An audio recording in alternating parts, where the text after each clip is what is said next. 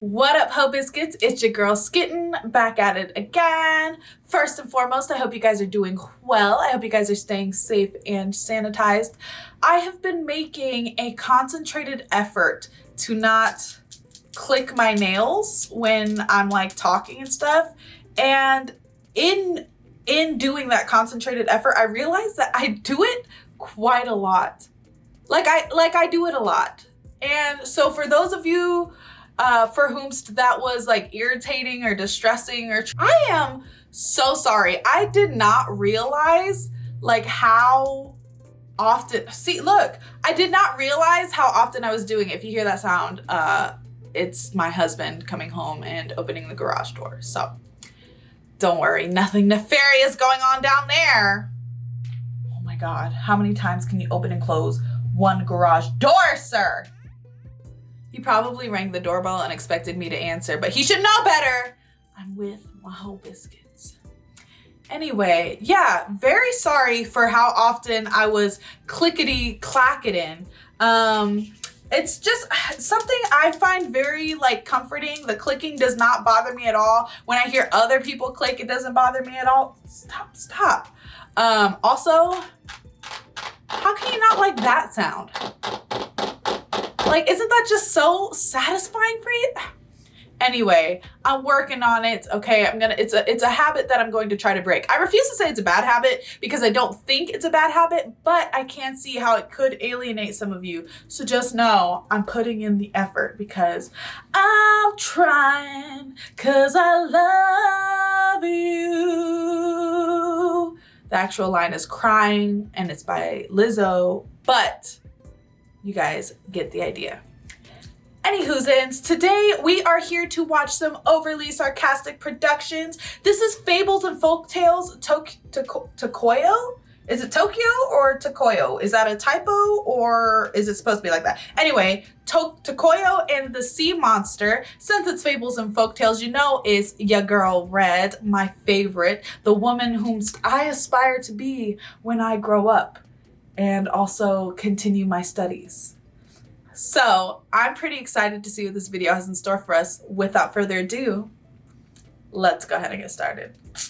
Japan is a beautiful country I'd love to visit someday, and that's a pretty popular sentiment out here in the West. Obviously, the global tourist appeal of an entire nation is a very complex and multifaceted affair that can't be boiled down to a single simple factor driving traffic. But it's definitely anime, right? I mean, come on, at least mostly. I know correlation doesn't imply causation, but we all know an anime fan who was like, oh, I'd love to visit Japan. I've watched so much JoJo's Bizarre Adventure. And I feel like that's reasonable, honestly. If you're passionate about a story, it makes sense to develop a curiosity about where that story comes from. One of the most efficient methods of cultural exchange is storytelling. It provides a window into a foreign cultural experience, and that potentially sparks increased interest in the culture from people who might otherwise never deal with it. Of course, hearing stories from a culture is not the same thing as understanding that culture, but if the stories trigger an initial interest, it can still lead to a broader, more immersive learning experience. And the process also happens in reverse. Learning about a place and culture can make you curious about its stories and folktales. Red is making several good points here, and I feel like that's like the nuances of what she's talking about are what people miss. Like simply being interested in a certain facet of a culture does not make you an expert of that culture. You know what I mean? And I feel like so many people don't get that. So I love how she phrased that whole thing. One of the favorite pastimes of historical globetrotters has been going somewhere new and then documenting as many local stories as they can get their hands on. History, folk tales, mythologized combinations of the two. The fact is, people like stories, and good stories make people want to know more. Which is why Bard is the strongest class in any game. I will take no questions. And that is also coming from somebody who never, ever plays as a Bard. Ever.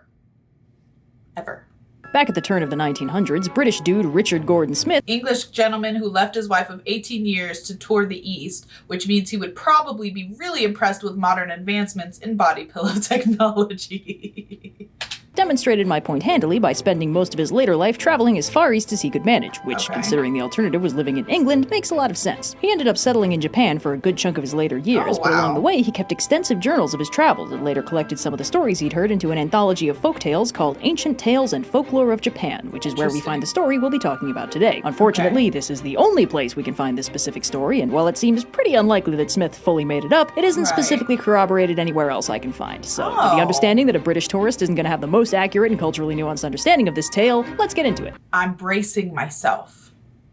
I'm bracing myself. I'm ready to hear this tale from an Englishman's point of view. So our story begins with Hojo Takatoki, last regent of the Kamakura shogunate, exiling a samurai named Oribeshima to the faraway Oki Islands for an unspecified crime. This banishment unsurprisingly separates Oribeshima from his daughter Tokoyo, who is none too pleased at this new arrangement and resolves to get him back no matter what. She sells her belongings, heads to port, tries and fails to charter a boat, and then just takes one instead. Oh! She said, I takes what I want. She manages to get to the Oki Islands, but has no luck finding her father. Nobody knows where he is, and even if they did, he's been exiled, and that means helping him out is a no-no in general. Tokoyo runs herself pretty ragged trying to find any sign of her dad's whereabouts, and eventually she's pretty solidly worn out. One night she fires off a quick prayer at a shrine and lies down to sleep, but wakes up soon after to find a praying priest and a crying little girl at the water's edge, which is never a good combination. The priest goes to push the girl in, but Tokoyo rushes in to save her, and the priest very quickly explains himself. See, there's a sea monster down there who demands that they sacrifice a girl once a year, or he'll batter the island with terrible storms.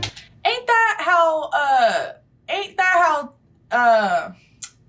Theseus and his girl got together, right? Because his girl was gonna be sacrificed to a sea serpent or some shit. I might have that wrong. I think I'm right though. I'm pretty sure I'm correct. Tokoyo is about fed up with her current situation and decides she's got nothing left to lose, so she may as well kill the sea monster, right? You know, when you got a free afternoon. She gives the priest a letter to give to her father, sticks a knife between her teeth, and dives in. She swims to the bottom of the sea without too much difficulty, apparently thanks to her early years pearl diving with the locals in her hometown, and finds a luminous cave with a dude in it. But here's a twist. The dude is not, as she initially believes, the sea monster. On closer inspection, it's actually a wooden statue of Hojo Takatoki himself, the man who exiled her father. She initially considers taking out some well-deserved pent-up aggression on it, but decides to rescue it instead and lugs it out of the cave. But that's when the sea monster shows up. Weighed down by a statue and, lest we forget, at the bottom of the ocean, Tokoyo looks like pretty easy prey. And that is the sea monster's first and last mistake, as Tokoyo nails it right in the eye and follows up by stabbing it in the heart. Unsurprisingly, it dies. Tokoyo drags the statue and the corpse of the sea monster to the surface and is hailed as a hero by the locals, presumably after first ruling out the possibilities that she's some kind of physical god or gumption-powered anime protagonist. Word of her bravery and sick gains makes its way all the way back to Hojo Takatoki himself, who happens to have recovered from a lasting illness at the exact moment Tokoyo pulled his statue out of the water. Interesting. Very interesting. To have recovered from a lasting illness at the exact moment Tokoyo pulled his statue out of the water. So the obvious conclusion is that the statue was in some way cursing him, and Tokoyo accidentally saved him from a slow and painful death. In gratitude, he immediately orders her father to be released from prison and exile, and Tokoyo is finally reunited with her dad. Wait a minute, but where was her dad the entire time? You mentioned exile at the beginning, but didn't nobody say nothing about prison? So this whole time when Tokoyo was walking around like, hey, where's my daddy at? They could have been like, hey, bruh, like he's in jail right now. You not finna see him. They could have just told her and they didn't. That's fucked up. That's fucked up. They return home, safe and secure in the knowledge that Tokoyo is a stone-cold monster-slaying badass with lungs of titanium. It's not directly stated in story, but we can infer that Beowulf is off in the corner furiously taking notes. I'm dead. Up where the mountains meet the heavens. You saved the regent from a curse and killed a sea monster? What, like it's hard? This isn't even Tokoyo's final form. Above, out where the lightning... The real historical Hojo Takatoki never even made it to age 30, so I don't know why all the existing art of him shows a balding elderly man. Must have been a heck of a curse, I guess. There is someone somewhere watching me. Through the wind and the chill and the rain and the storm and the flood, I can feel his approach like a fire in my blood. Red's serenades at the end of her videos bring so much joy to my heart. Like they make me so happy. I really enjoy them. I found this story really interesting. I thought it was super cute. There were some gaps in it that I did not enjoy, but what can you expect from an Englishman? That's a joke to all of my English friends. I apologize. I know you guys have the Bard and Milton and other people, okay, that are good. I'm just talking shit. I apologize. My bad. Anywho's, I hope you guys enjoyed the video. Don't forget to leave your reaction requests and recommendations down in the comments below. And other than that, peace out, Ho Biscuits. It's Skittin' Lit.